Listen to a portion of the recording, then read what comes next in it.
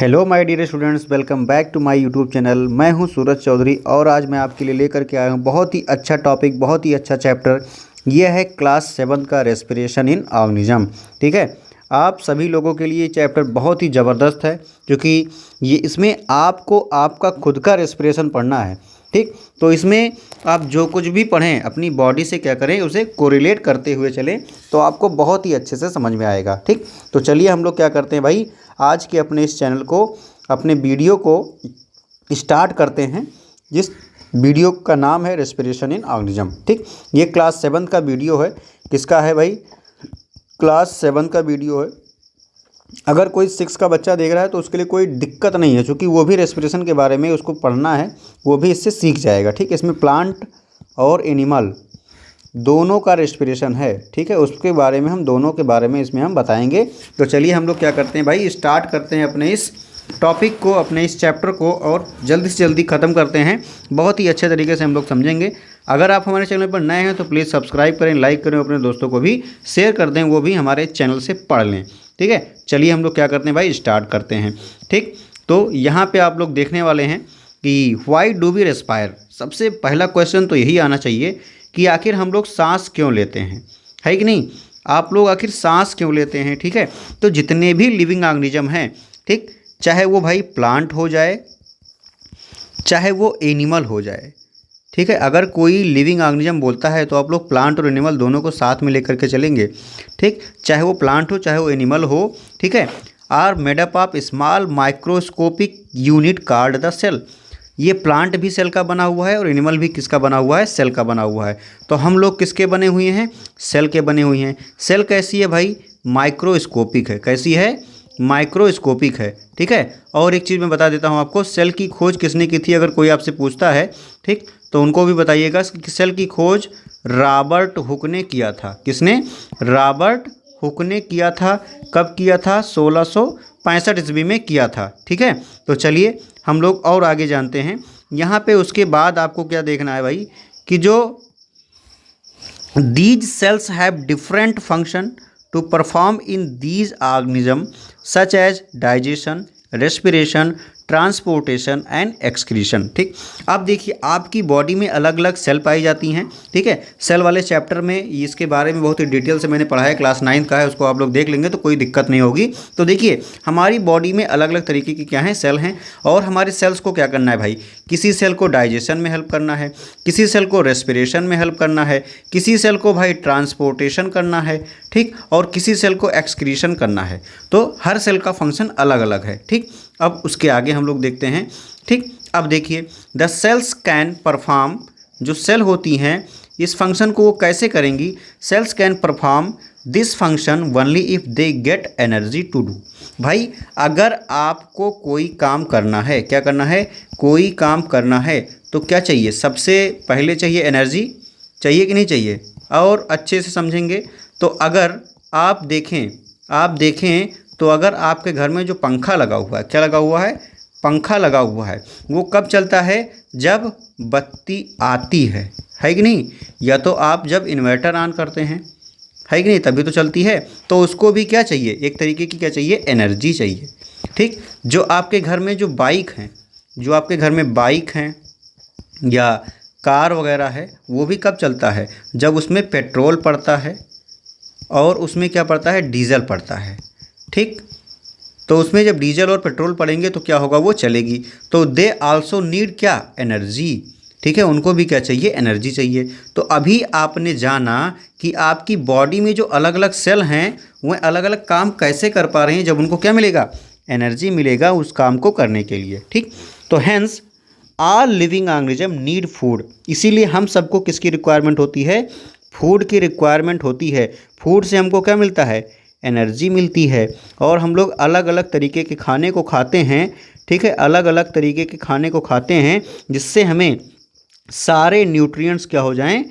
मिल जाएं, सारे न्यूट्रिएंट्स मिल जाएं। ठीक, अब देखिए which give them the required energy. ठीक, तो जितने लिविंग ऑर्गेनिज्म हैं, चाहे प्लांट हो चाहे एनिमल हो, सब क्या करते हैं? खाना खाते हैं। किसके लिए? एनर्जी के लिए, कि वो अपने बॉडी में हर एक काम को आसानी से आराम से कर सके। ठीक, the energy present in the food gate released when the organism respire और ब्रीथ। अब भैया देखो, जो आपके फूड में एनर्जी है वो रिलीज कब होगी? जो फूड में क्या है, एनर्जी है, वो रिलीज कब होगी? जब आप क्या करोगे, रेस्पिरेशन करोगे, या रेस्पायरेशन भी कह लो, कोई दिक्कत नहीं। मतलब कि जब तक आप श्वसन की क्रिया नहीं कर रहे हो तब तक आपके बॉडी में जो आपने खाना खाया है वो एनर्जी रिलीज नहीं कर पाएगा। अभी आप आगे जान जाएंगे कि आखिर क्या रीज़न है कि कुछ भी खा लो, अगर सांस ना लो, रेस्पिरेशन ना करो तो एनर्जी नहीं मिलेगी। क्यों नहीं मिलेगी, अभी आप आगे समझ जाएंगे। ये आपने इनसे सीख लिया कि the energy present in the food gate released when the organism respire और ब्रीथ। जब आप रेस्पिरेशन करोगे या ब्रीदिंग करोगे तभी आपके फूड से आपको क्या मिलेगी, एनर्जी मिलेगी। अब देखो भाई, एनर्जी मिलेगी तो आपने क्या लिया, सांस लिया। अब सांस जब आप लेंगे तो सबसे पहले आप जानिए सेलुलर रेस्पिरेशन के बारे में। ठीक, सेलुलर रेस्पिरेशन क्या होता है? Cellular respiration can be defined as, यहाँ से आप डिफिनेशन देखेंगे, the process in which the food that we eat. अभी आपने देखा था कि फूड एनर्जी रिलीज करेगा कब, जब आप रेस्पायर करोगे तब। ठीक, तो food that we eat broken down inside the cell. अब जो फूड था वो कहाँ चला गया, स्टोर हो गया था। कहाँ पे, आपके सेल में स्टोर हो गया था। ठीक, तो वही बताया जा रहा है कि the process in which the food that we eat is broken down inside the cells which results in the release of energy. ठीक, अब देखो, जो सेल में आपके क्या था, फूड था भैया, फूड को मिल गया क्या, ऑक्सीजन। जैसे आपने सांस लिया और वो क्या करेगा, एनर्जी को रिलीज कर देगा। ठीक है, और आप अपना काम आसानी से करने लगोगे। ठीक, अब देखो, all the cells in living organism undergo cellular respiration. आप जितने भी एनिमल या चाहे प्लांट हैं, सब में क्या होता है, सेलुलर रेस्पिरेशन होता है। ठीक, अब the release of energy during cellular respiration, ये आपको दिख रहा है। देखिए, जो आपका फूड था, जो फूड था वो कहाँ स्टोर हुआ था, ये देखिए लिखा हुआ स्टोर, कहाँ पे, सेल में। किसके फॉर्म में, ग्लूकोज के फॉर्म में।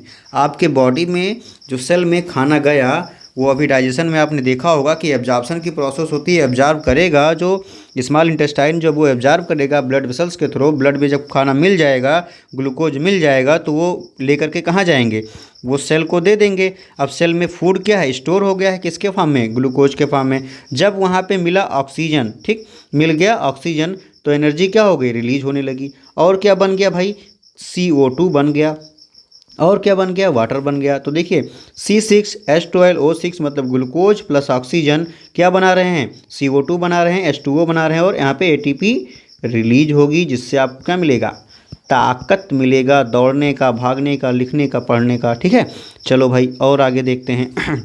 देखो, अभी ये आपका टिश्यू सेल है। ठीक, और यहाँ पे O2 डिजॉल्व इन प्लाज्मा, जो O2 डिजॉल्व थी प्लाज्मा पे। ठीक है, अब देखो, ये ब्लड प्लाज्मा के बारे में बताया जा रहा है। सबसे पहले इसको आप यहाँ पे देख लीजिए क्या है, cellular respiration takes place in the cell organelles called mitochondria. जो सेलुलर रेस्पिरेशन होता है बेटा, वो कहाँ पे होता है, आपके माइटोकॉन्ड्रिया में होता है। ठीक है, माइटोकॉन्ड्रिया में होता है, इसीलिए माइटोकॉन्ड्रिया को क्या कहते हैं, पावर हाउस कहा जाता है।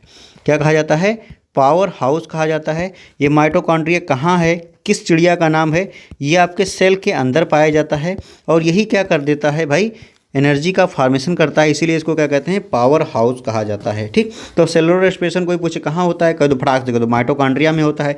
क्यों, क्योंकि ये सेल के अंदर होता है, और यही क्या करता है, एनर्जी बनाता है। ठीक, अब the oxygen that an organism breathes in react with the carbohydrate, glucose के साथ वो रिएक्शन करेंगे, present in the food and result in the release of carbon dioxide, water and energy. अभी आपने जो पीछे वाला डायग्राम देखा था, वही वाली चीज़ को यहाँ पे बताया जा रहा है कि जब आप ऑक्सीजन लेते हैं तो ग्लूकोज का ब्रेकडाउन होता है, आपको एनर्जी मिलती है, कार्बन डाइऑक्साइड बनता है और वाटर बनता है। ठीक, अब यहाँ पे देखो ब्लड प्लाज्मा का डायग्राम बनाया गया है, detached from haemoglobin red blood cells. अब जो ऑक्सीजन था उसको ले जाने का काम भी कौन कर रहा है, देखो कई सारी चीज़ें हैं इस PPT में, बहुत ही अच्छे से पढ़िएगा।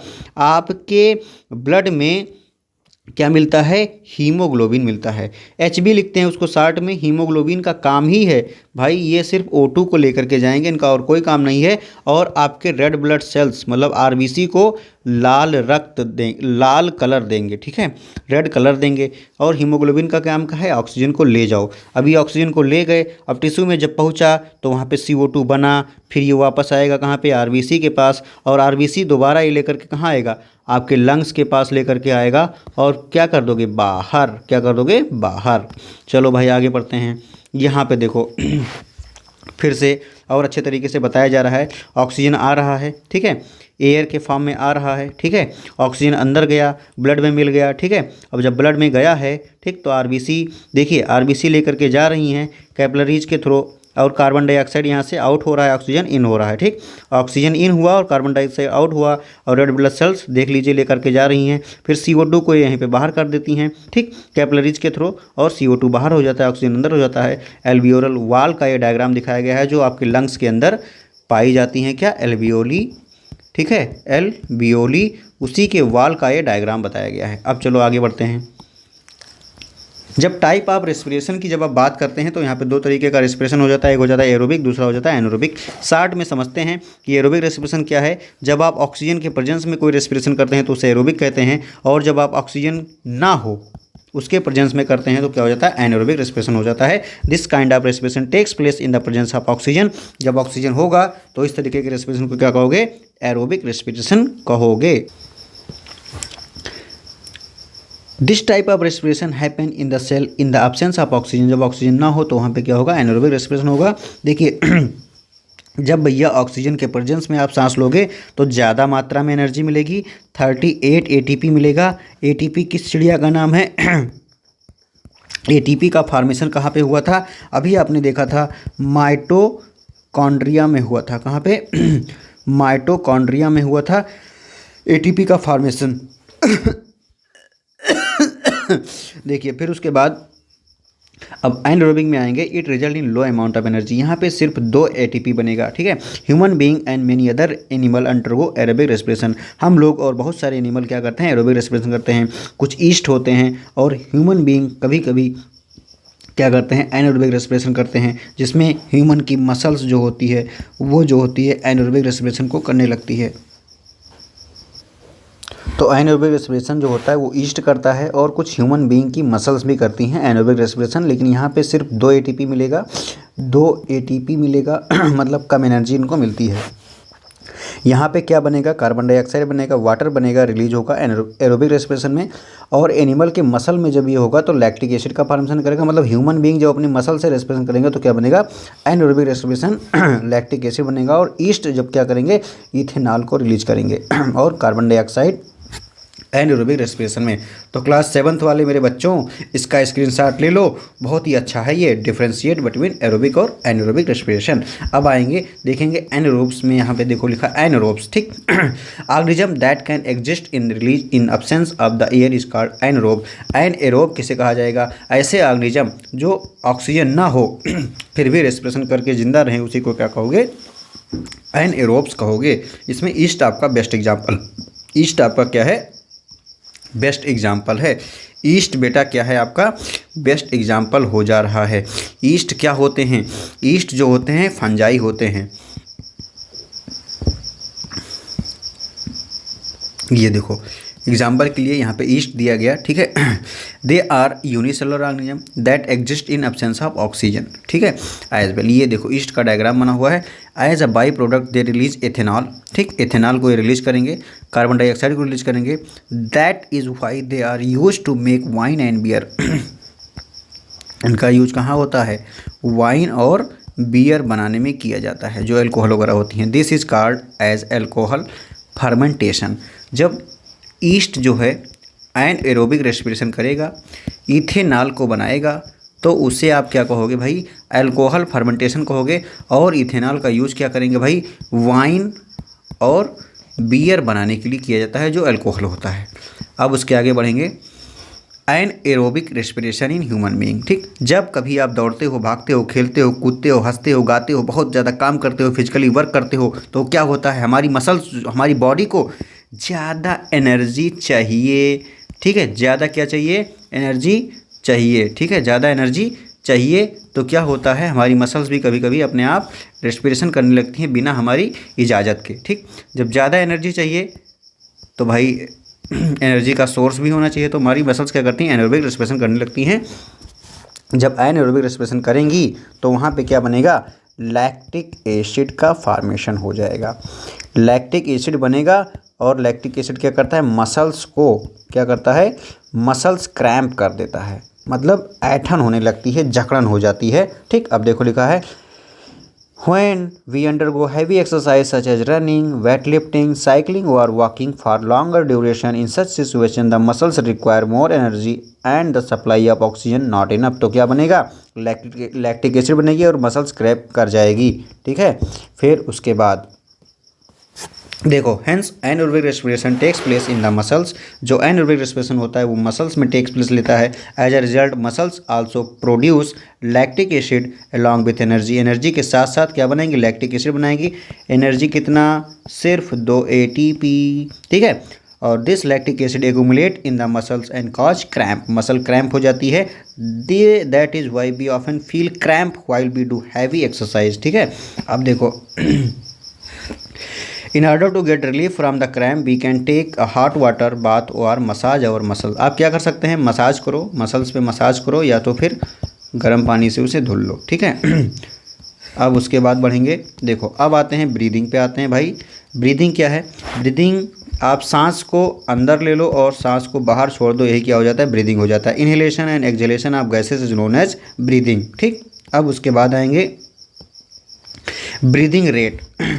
देखो breathing rate can be define as the number of time a person breathe in a minute. 1 minute में आप कितनी बार सांस ले रहे हो वही क्या होता है, ब्रीदिंग रेट होता है। ठीक, the breathing rate is not always constant in human being.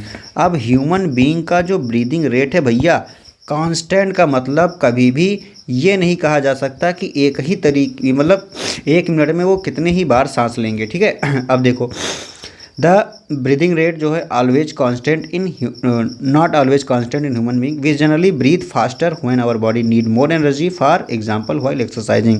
जब तुम फिजिकली वर्क करोगे तो बॉडी को ज़्यादा एनर्जी चाहिए तो ज़्यादा जल्दी सांस लेगा।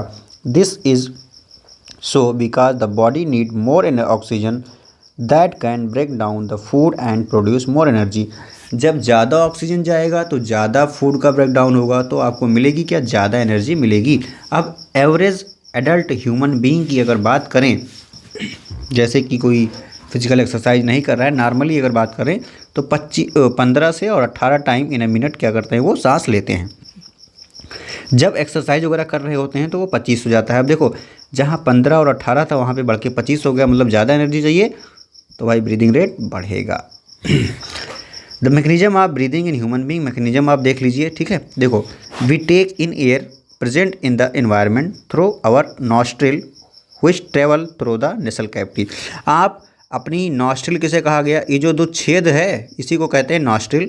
अब ये पास होगा नेसल कैविटी से, then it move through the wind pipe. अब उसके बाद वो विंड पाइप के थ्रू मूव करके लंग्स में चला जाएगा। अब यहाँ पे आपको मैं डायग्राम से समझाता हूँ। देखो भाई ये आपका नेसल कॉन्की है, ठीक है, और ये आपका नोज है। ठीक, आपने क्या किया, जो नोज के थ्रू नॉस्ट्रिल जिसे कहा गया वहाँ से आपने सांस लिया और नेसल कैविटी के थ्रू होते हुए कहाँ आ गया, विंड पाइप में आ गया। ठीक, वहीं पे आपका लैरिंक्स और ट्रैकिया भी होता है। ट्रैकिया का दूसरा नाम क्या है, विंड पाइप है।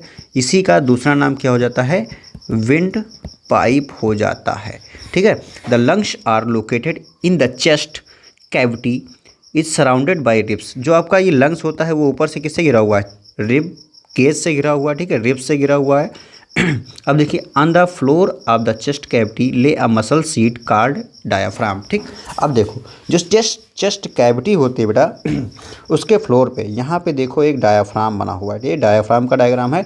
अब उसके बाद ठीक है, उसके बाद आपको इसमें से बहुत कुछ समझना है। देखो जो आपका विंड पाइप होता है जब वो डिवाइड होता है, ठीक, तो वो जो डिवाइड होकर के क्या बनाएगा, ब्रोंकाई बनाएगा। क्या बनाएगा, या ब्रोंकस कहो या फिर ब्रोंकाई कहो। देखो ये जब 2 हिस्से में बढ़ जाएगा तो ही आपका ब्रोंकस हो जाता है, और जो यही ब्रोंकस आगे चल करके फिर से बढ़ जा रहा है तो उसे ब्रोंकियोल्स कह देते हैं। और ब्रोंकियोल्स पे ही आप देख सकते हैं कुछ बैलून लाइक स्ट्रक्चर आपको दिख रहा है, वही क्या है, एल्वियोली है। ठीक, आपका ये राइट लंग, ये आपका लेफ्ट लंग, और उसी के नीचे क्या है, डायाफ्राम है। तो ये floor of the chest cavity lay a muscle sheet called diaphragm. ठीक, आई होप ये समझ में आ गया होगा। उसके आगे बढ़ते हैं। अब during the breathing process the movement of rib and diaphragm takes place. देखो जब आप सांस लेंगे तो डायाफ्राम भी मूव करेगा। ठीक है, तो जब अब आपको यहाँ पे मैं समझाता हूँ। जब आप करते हैं क्या, इंस्पिरेशन, जब आप करते हैं इंस्पिरेशन, जब आप इंस्पिरेशन करेंगे तो यहीं से हम लोग समझ लेते हैं। जब हम लोग इंस्पिरेशन करते हैं मतलब सांस अंदर जा रही है, तो हमारा जो लंग्स होगा वो क्या करेगा, आउटवर्ड मूवमेंट शो करेगा, आउटवर्ड मूवमेंट शो करेगा। ठीक है, और अपवर्ड मूवमेंट शो करेगा, किधर, अपवर्ड मूवमेंट शो करेगा। ठीक, और हमारी जो डायाफ्राम होगी वो किधर जाएगी, ये डायाफ्राम हमारी फ्लैट हो जाएगी, फ्लैट हो जाएगी, और किधर जाएगी, ये डाउनवर्ड मूवमेंट शो करेगी। इतनी चीज़ आपको याद रखना है। जब आप इंस्पिरेशन करोगे, ड्यूरिंग इंस्पिरेशन, इंस्पिरेशन का मतलब आप जब सांस ले रहे हैं तो आपका जो रिबकेज है वो आउटवर्ड मूव करेगा, अपवर्ड मूव करेगा, और डायाफ्राम क्या होगा, वो फ्लैट हो जाएगा और डाउनवर्ड मूव करेगा। ठीक, अब जब आप एक्सपिरेशन कर रहे हो मतलब सांस को बाहर कर रहे हो, तो ये आउटवर्ड का क्या हो जाएगा, इनवर्ड हो जाएगा, और ये अपवर्ड का क्या हो जाएगा, डाउनवर्ड हो जाएगा, और ये डाउनवर्ड का क्या हो जाएगा, अपवर्ड हो जाएगा। ठीक है, यही है भैया, ज़्यादा नहीं है, यही है, बस आपको समझना है। ठीक है, समझ गए। चलो भाई आगे बढ़ते हैं। अब देखो इन्हेलेशन बताया गया, इन्हेलेशन का प्रोसेस पूरा बता दिया गया। देखो अब यहाँ पे इन्हेलेशन जब आपने लिया, गैस अंदर गया, तो देखो आपका जो लंग्स था बेटा वो थोड़ा फूल गया, फूल गया का मतलब आउटवर्ड मूवमेंट शो कर रहा है और ऊपर की ओर फैला अपवर्ड मूवमेंट भी शो कर रहा है। अब जो डायफ्राम होता है वो नीचे चला आता है और ये फ्लैट हो जाता है। ठीक है, फिर उसके आगे बढ़ते हैं। जब आप क्या करते हैं, एक्सहेलेशन करते हैं मतलब एक्सपिरेशन करते हैं। जब आप एक्सपिरेशन करेंगे तो डायफ्राम इनवर्ड मूव कर रहा है, देखो अंदर चला गया। ठीक, और जो लंग्स थी आपकी वो, सॉरी जो रिबकेज थी वो डाउनवर्ड मूव करेंगी। ठीक है, और जो अपवर्ड आई थी वो इनवर्ड चली जाएंगी। ठीक है, देखो ये डायफ्राम जो ऊपर फूल के आ गया था यहाँ पे वो नीचे चला जा रहा है, और यही जो आपका, सॉरी जो आपका डायफ्राम था वो ऊपर पहुँच गया नीचे से, और जो आपका जो रिबकेज था, ठीक, जो रिबकेज था जो बाहर अपवर्ड आ गया था वो इनवर्ड चला गया। ठीक, और जो चेस्ट आपका ऊपर की ओर चला गया था वो नीचे की ओर आ गया। ठीक, अब देखो exhalation is the process of releasing out the air that contain carbon dioxide out of the body. Exhalation क्या है, एक ऐसी प्रोसेस जिसमें हम लोग क्या करते हैं, अपनी बॉडी से CO2 को बाहर करते हैं। ड्यूरिंग एक्सहेलेशन क्या होता है, the diaphragm move to its former position.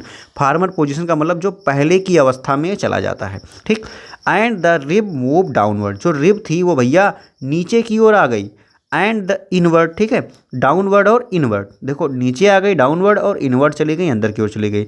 Their bye reducing the size of the chest. जब आप सांस छोड़ते हो तो चेस्ट का साइज कम हो जाता है, और जब आप सांस लेते हो तो चेस्ट का साइज बढ़ जाता है। अब देखो तुमको छींक क्यों आती है भाई, छींकते क्यों हो, फटाफट छींकने लगते हो ठंडी में। As we inhale the air present in surrounding. ठीक, सम टाइम क्या होता है, various unwanted elements such as smoke and dust particles are inhaled by it. अब तुम कहाँ ले रहे थे, तुम तो भाई रेस्पायर कर रहे थे। ठीक है, तुम तो भाई क्या कर रहे थे, ब्रीदिंग कर रहे थे। ठीक, आपने क्या लिया, एयर को इनसाइड लिया, उस एयर में क्या मिला था, डस्ट मिला था और धुआं मिला था। धुआं, सिगरेट वाला धुआं, चिमनी वाला धुआं, घर का धुआं चला गया तुम्हारे नाक में। However they get stuck in the hair in our nostril. ठीक है, लेकिन जो आपका नोस्ट्रिल था, जो नेसल कैविटी थी, वहाँ पे माइक्रो हेयर पाए जाते हैं। वो भैया क्या कर रहे हैं, वो फिल्टर कर दे रहे हैं किसको, एयर को, वो रोक लेता है। ठीक, but some of them can get through the nasal cavity, लेकिन अंदर भी चले जा रहे हैं। They thus cause irritation in the nasal cavity. ठीक, जब ये अंदर जाएंगे, थोड़ी और अंदर जाएंगे, नॉस्ट्रिल से थोड़ा और अंदर जाएंगे, नेसल कैविटी में इरिटेशन होगा। क्या होगा, यहाँ पे इरिटेशन होने लगेगा। ठीक है, और उसी से हमको क्या आती है, छींक आती है।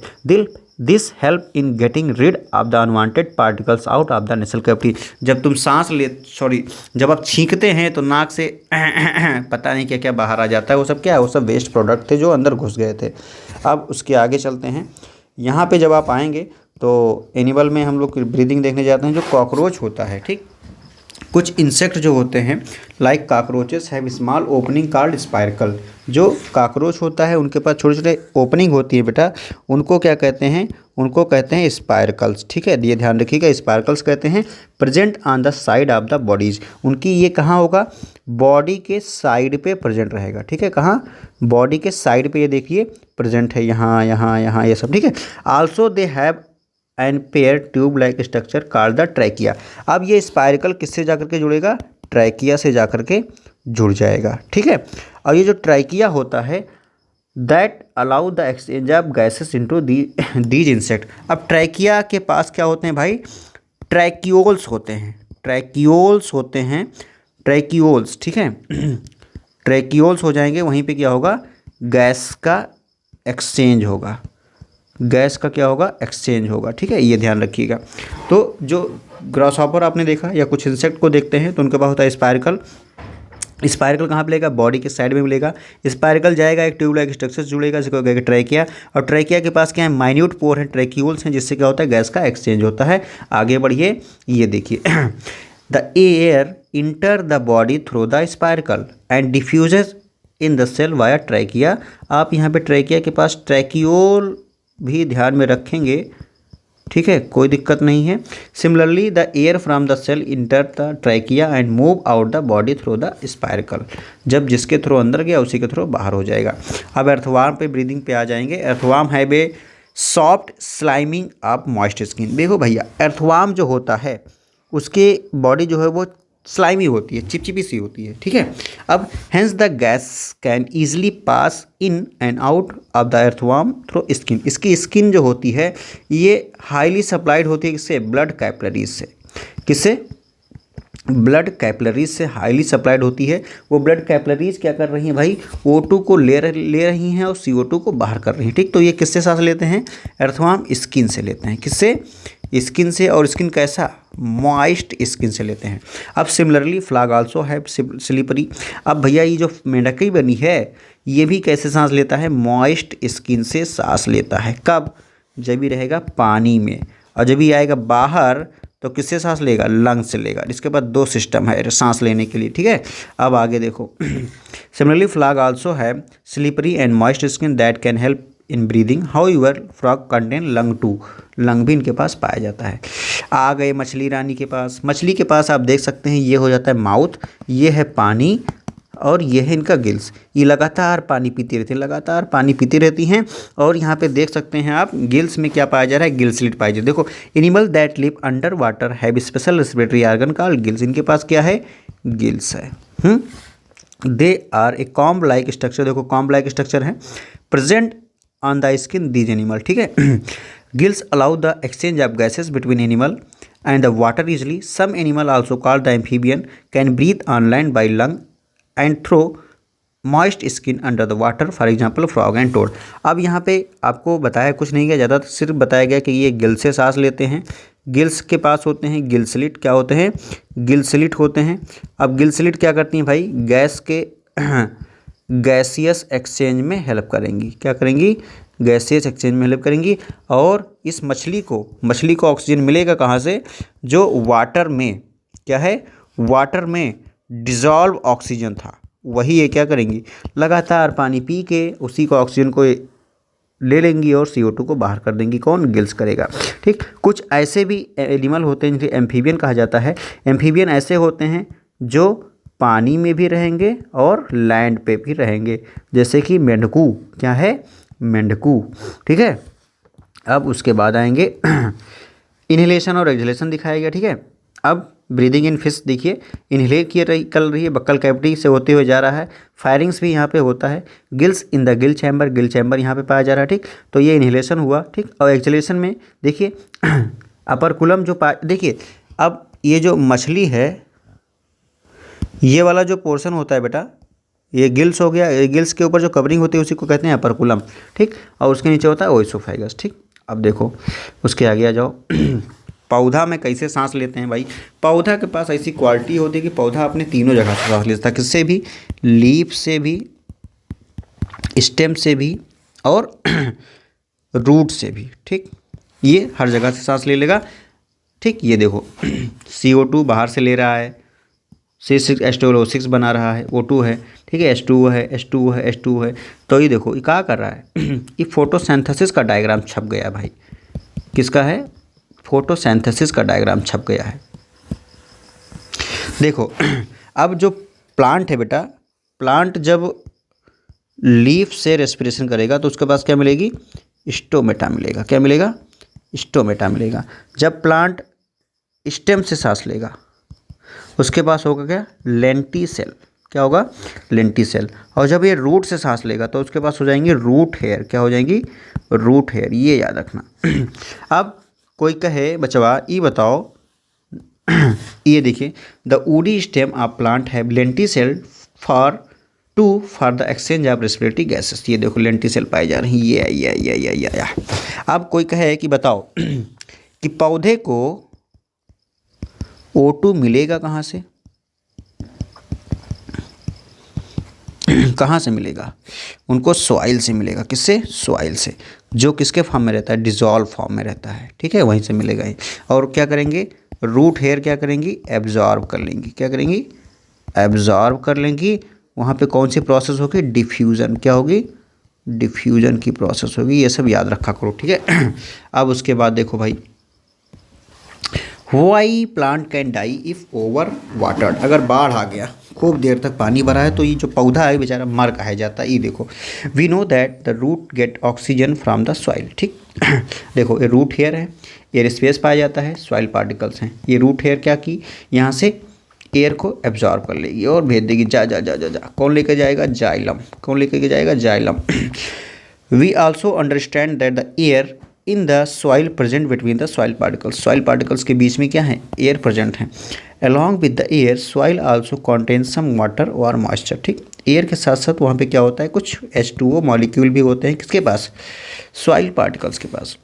If we over water the plant the space between the soil particles get close. देखो, सॉइल पार्टिकल्स के बीच में जो स्पेस है, यहीं पे क्या है? ऑक्सीजन है।